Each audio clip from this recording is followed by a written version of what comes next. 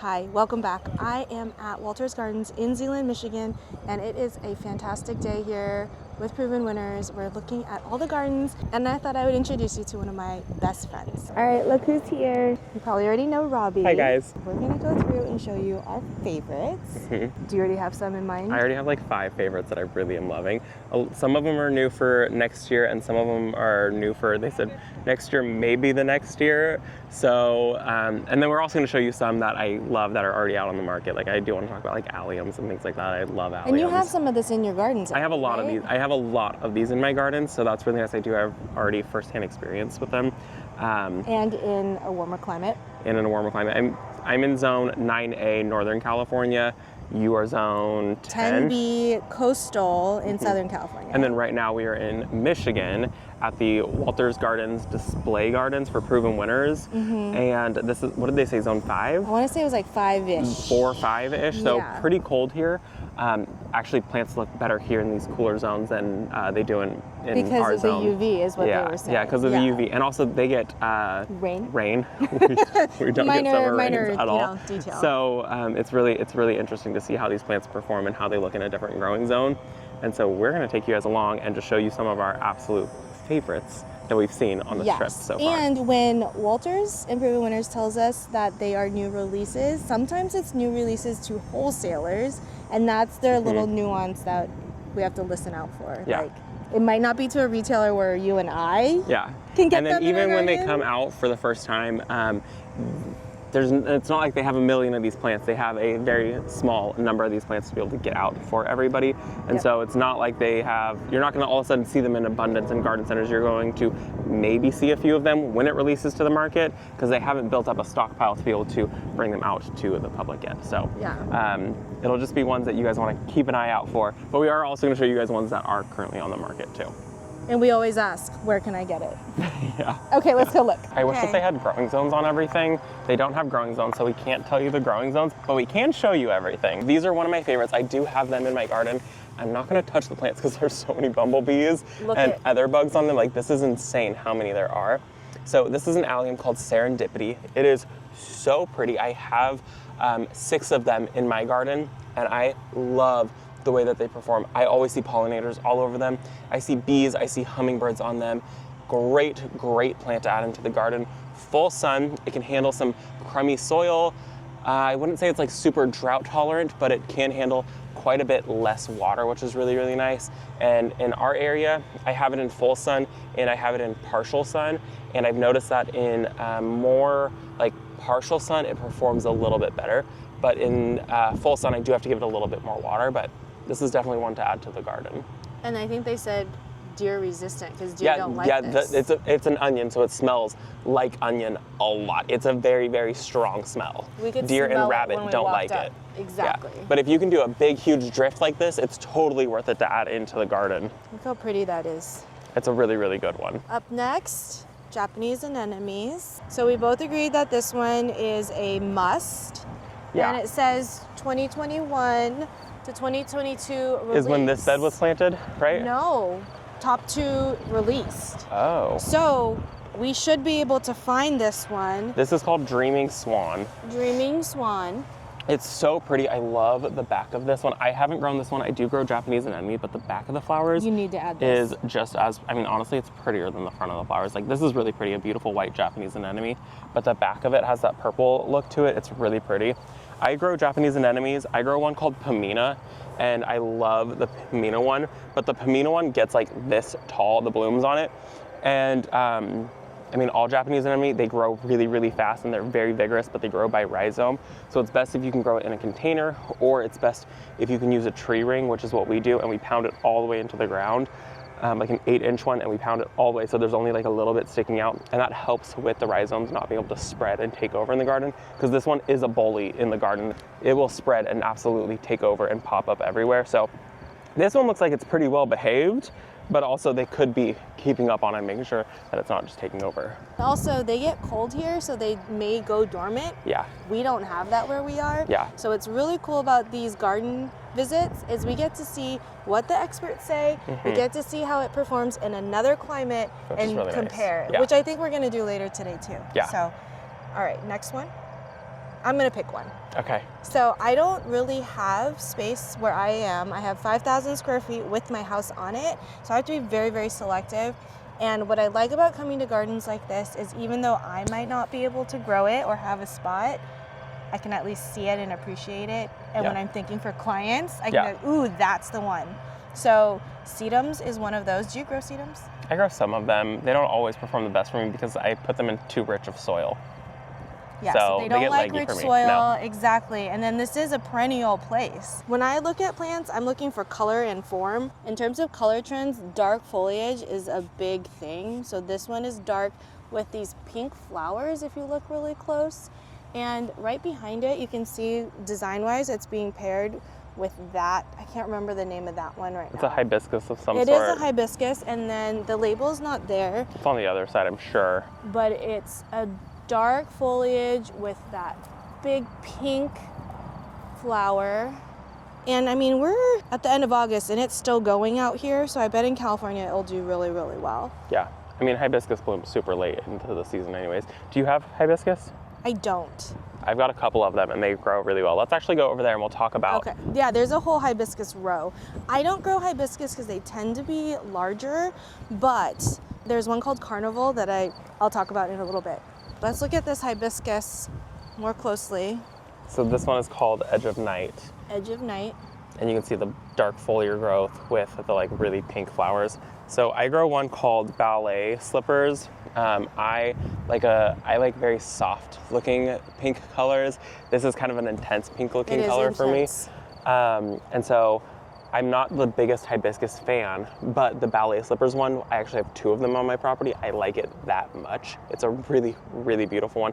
And my husband absolutely loves hibiscus. He wants them in all the colors.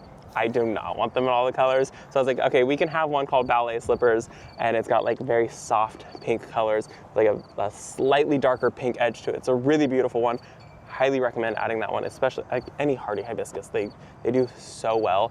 The issue is they bloom so late. This is when they start really blooming in the garden. Unlike the annual hibiscus that are constantly blooming, the perennial ones, so late, and you're like, why is this not blooming? It will bloom and it'll give you a killer show until a frost takes it. Look at that, all covered with flowers, and there's even more buds coming. Okay, Robbie, what's next? Okay, let's go talk about these Rudbeckia over here. I am obsessed with them. Actually, we're gonna go over to this one because that's a different variety. It's new on the market, hopefully they said for next year, but it might be the year after that. So this Rudbeckia right here is called Treasure Trove. It is fabulous. It is unreleased, it's not on the market yet. This is one that they're hoping to bring to the market for next year.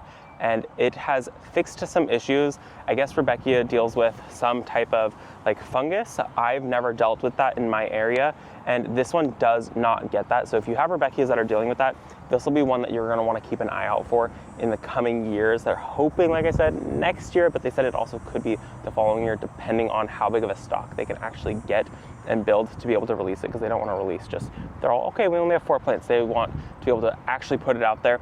They're expecting this one to be able to win a bunch of awards because of how like beautiful it is, how good it grows, and how disease resistant it is. How floriferous too. And how, this is insane. This is absolutely massive. I mean, you can see this right here is just one plant. So there's 1, 2, 3, 4, there are 5 plants doing all of this. Absolutely amazing. This one is definitely kind of like stealing the show in the garden. I'm not a big yellow person, but this is absolutely stunning. Okay, this right here is a penstemon. I love adding grasses into the garden. I think that they're a really great texture. This one's called Lemon Squeeze. I like it. It's a little bit short, a little bit squat, and it's like kind of wide. But it's your color palette. It's my color palette, and I love the seed heads in this. I don't grow this one in my garden, and it's one that I want to grow. I love the seed heads on this. I'm very big into grasses. I love them so much. I just usually don't have the space for them, but I would like to grow something like this in the garden. I like how this one's a little bit stout, a little bit wide, and very, very airy. I love the movement in the wind to it. Lemon Squeeze, must have, and all of these that we're showing you to are being grown in full sun here in Michigan. This is one that I would grow in my zone in full sun. Rudbeckia is one that I would grow in full sun. Some of these other ones I would grow in like partial, because our sun is so intense. But a lot of the, I mean, everything here is in full sun. There's zero shade here. So a lot of these are able to handle all of it, and you can hear. Where do you grow your Japanese anemones? Those are grown in shade. Those do not get sun. They get morning sun for about 2 hours, and then shade. That is it. They cannot handle any sun. I mean, obviously they can handle sun here. Definitely warmer zones, they need shade. And the sun's coming in and out. And the sun is coming in and out throughout the day. And that's kind of been the experience that we've had the entire time. And there's rain. It's 109 at home right now, so that's kind of intense.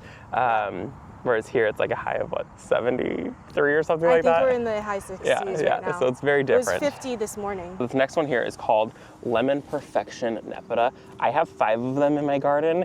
I'm gonna say these ones that are here, they don't look the best here. In my garden, they look so good. I am so impressed with the Lemon Perfection Nepeta. It's new on the market this year, so it's a new variety that they've released. It's kind of still hard to find, but you can find it online. For some reason, these ones kind of here have a couple like bald spots or burn spots or something like that. In my garden, they're very full. There's no burning happening on them, and they are grown in full sun. I do have irrigation in my garden, so that helps, but this is one that I have added to a few videos that I've done on my channel about must grow plants. Lemon Perfection Nepeta, hands down, one of my favorites. I love it, and it smells really nice. It's related to catnip. It is in the Catmint family, and so cats do get attracted to it. We've never had that issue in our garden, but other people have told me on my channel that they do deal with cats coming and laying on it and rubbing on it.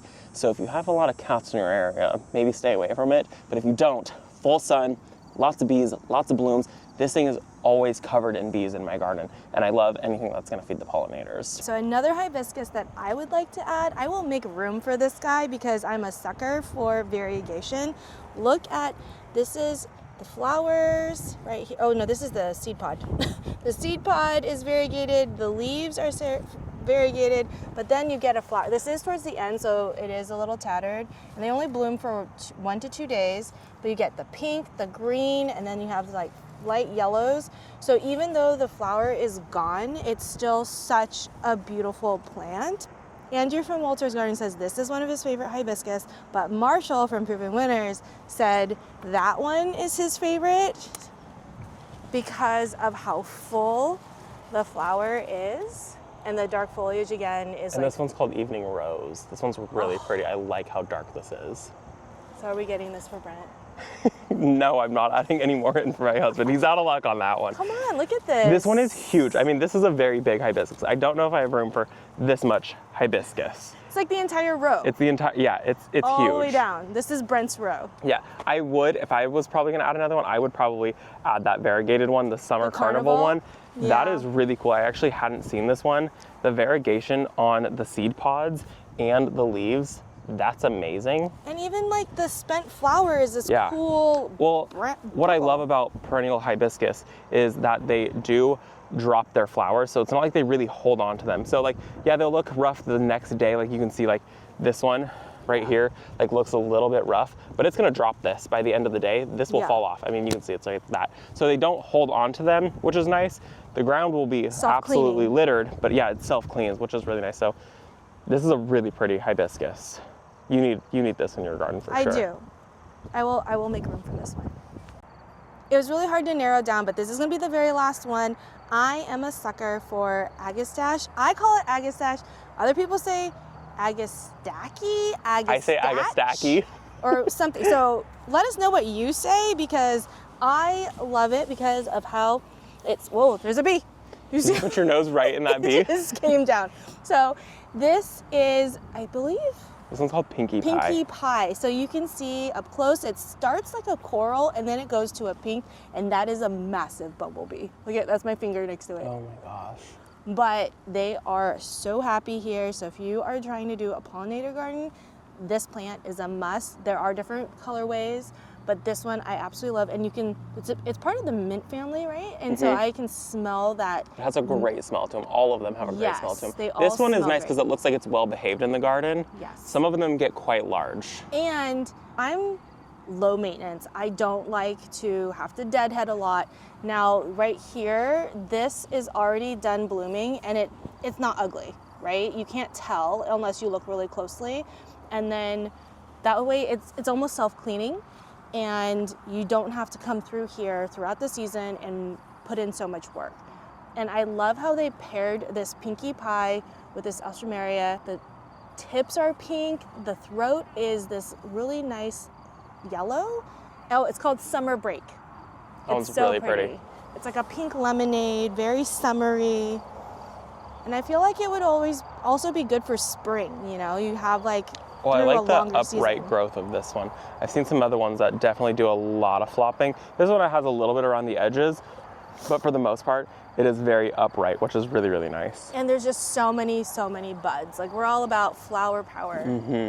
And also, these two types of plants do really well in a wide zone range. So we're in 5 or 6 right now. We live in 9 and 10, and these plants we have in our gardens. Right. So highly recommend. All right, that's it for this video. I hope you love my friend Robbie as much as I do.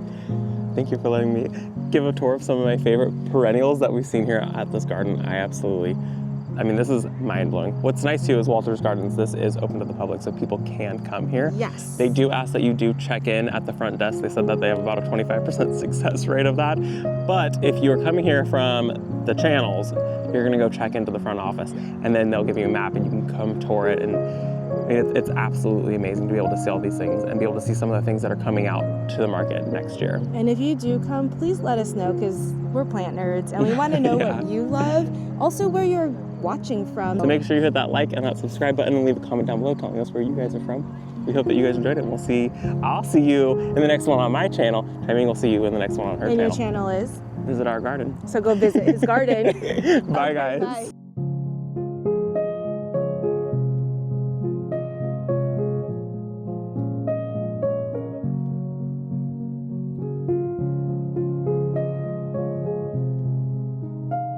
You're not adding this into the video right here. Okay. Because we're just thinking.